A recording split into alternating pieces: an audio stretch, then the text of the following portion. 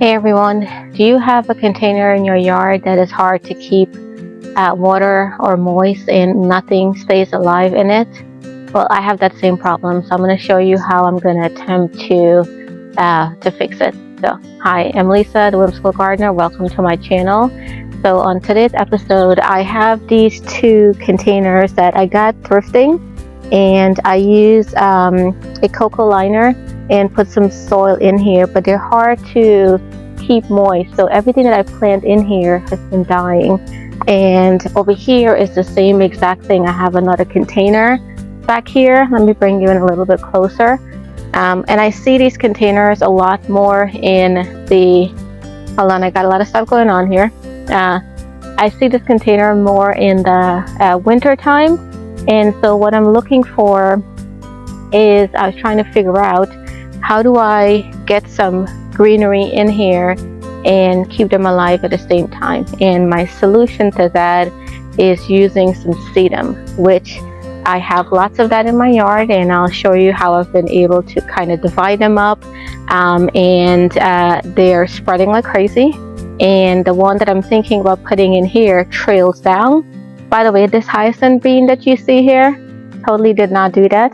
It actually planted on the other side of the fence. They came through and I decided to just wrap it around here.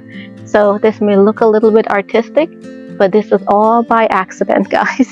So what I'm planning on doing is, if I plant the sedum in here, they will come through here and then kind of drape down. And that's what I'm thinking as well in this container over here, which hopefully when I show you the actual thing, I'll pull some of the plants back and you can see it from there. So let's go ahead first of all and show you where I have my sedum, how I'm going to dig it up, and how to dig it up properly so you can make sure they can survive in the future. And this is a great way with putting succulents in containers like this, because all they'll need is just the water from the rain, which we get rain every so often here. I'm in zone 8A, Akron, Georgia. And so that's my perfect solution for that. The next thing that I was thinking about is, you can put some hens and chicks as well in here, which I have some in the front of the yard, but they're a little bit too small right now for me to put into that area. But that's my solution for this. And that way, when I'm in the house or on the deck in the winter time, when I look down, I can see the sedum draping down on these containers. So let's go dig them up first. I would love if you can love, subscribe, and comment to this video. And let's go get our sedums first. Alright, so this bed, I have sedums here, and I have some here. And these are the ones that I'm looking to use right over here. Let me bring you in a little bit closer so you can see it. This is the sedum I'm looking to use. I'll pop the name of what they are. But the nice thing is that they do trail really nicely. So I'm going to dig some of this up. This I actually transplanted from my sedum that I have on the stone step garden bed. And I placed it over here as a placeholder. So I'm going to go ahead and dig some of this up and take it over to the other side. So let me put some gloves on and I'll show you guys exactly how I do that. Super simple, doesn't have to be complicated. Super hard to kill sedums. Hope I'm not jinxing anybody by saying that, but it's super hard to kill sedums. So what I'm going to do, make sure you can see me properly here. So I'm going to just literally just cut. I'm using my hory knife, by the way, and I'm going under here and I'm just cutting the roots of the sedum, and then I'm going to pull it apart. So this is what I ended up having, and this is what I'm going to place into my container. Now I got so many of these that I can cut a lot of them. So let me move it a little bit more. I'm going to cut this chunk over here. And don't be afraid if you break some of the limbs of the sedum, that's fine.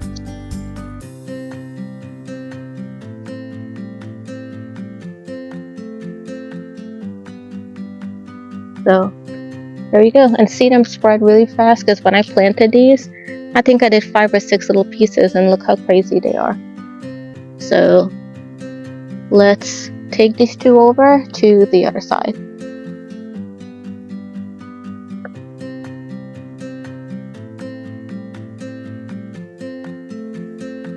Alright, so I got my sedum, and what I'm going to do is just gently kind of till the soil up that's here. And the nice thing is sedums also don't have a deep root, so this is a super nice option.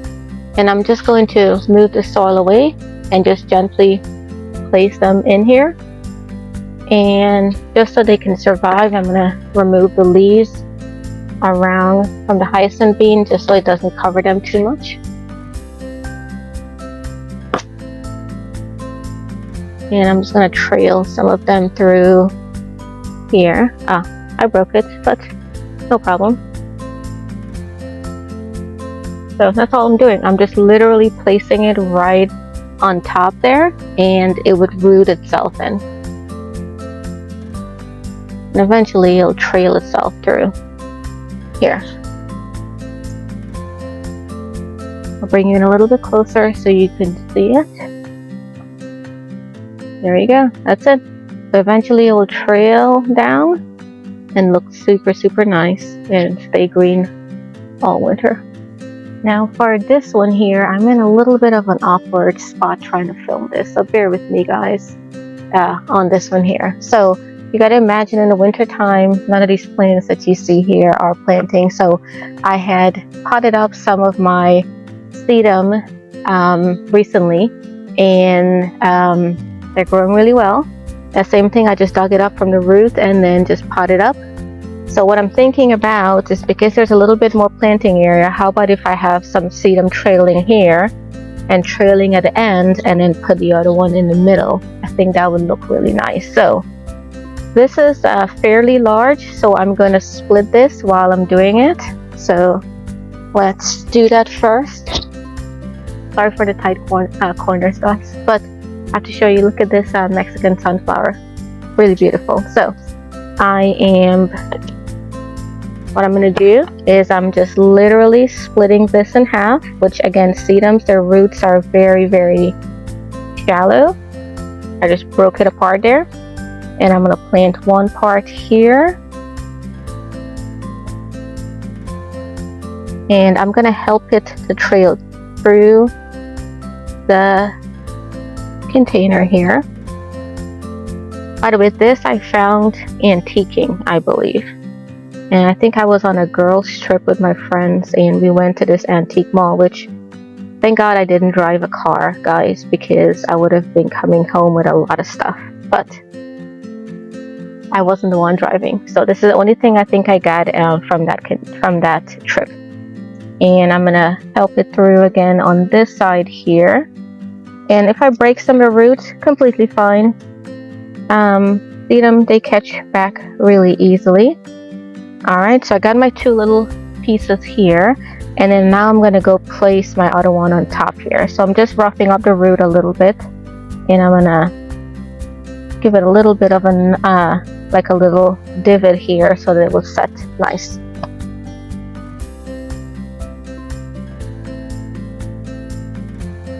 Hopefully you can see me guys. Alright, so I'm going to go ahead and put that, and I'm going to help it to go through the divots here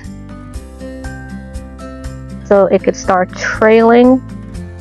And again, this will fill in super nice, and before I know it, it'll be nice and trailing right over there. So I think I'm good with this one.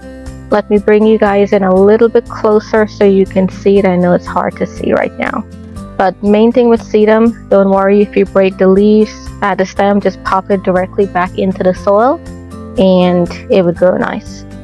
Alright, so here's my two containers. So for this one here, you can see the sedum, and this one here came out super cute. It already looks like this has been here forever. I am gonna have to go in and push this back in a little bit. That's why I don't like cocoa containers so much. They don't retain moisture and they break apart pretty easily. Alright, much better. So, there you go. And one more look at them together. super cute. So while I'm at it here, you have to imagine in the winter time, I actually have another container right there. Do you see that? And in front of it now has a Rose of Sharon, but in the winter time, the Rose of Sharon is deciduous, so all the leaves drop. So I'm thinking that I want to do the same over here. Oh, now you can't see it, but I'm thinking that I want to do the same up there because I do have the materials for it. And what I'm thinking about is I mimic what I did in the larger container, in that I did the trailing one on the two ends and then something in the middle. So let me go grab my things and I'll get started on that. I find in a garden, if you have repetition, it ties everything together better. So if you walk around my yard, you'll see like the same thing planted in different areas. And the sedum is an example of this. So if you go around the yard, every section you'll see some form of sedum of the same thing. So that really helps to tie things together. So I'm going to use some of this sedum for that container, plus I'm going to add something else here. So I've got all of this here. I'm going to root a couple of them up too.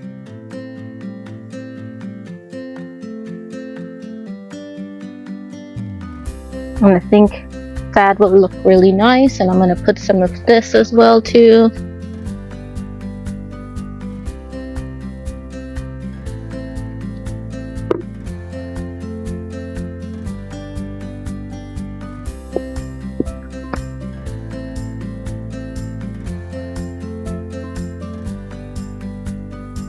There you go.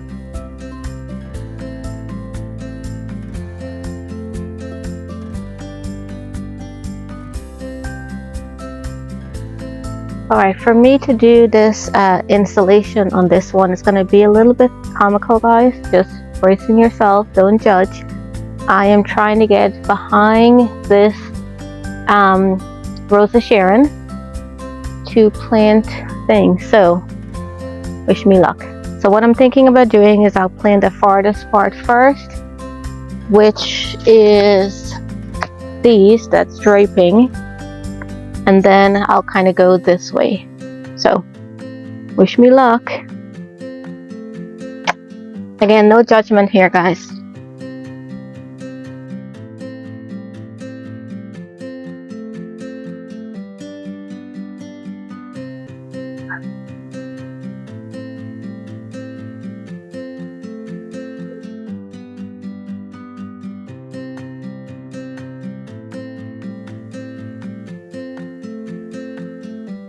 Sorry guys, I know it's not the best angle for you seeing what I'm actually doing, so hopefully when I explain it, it'll make sense.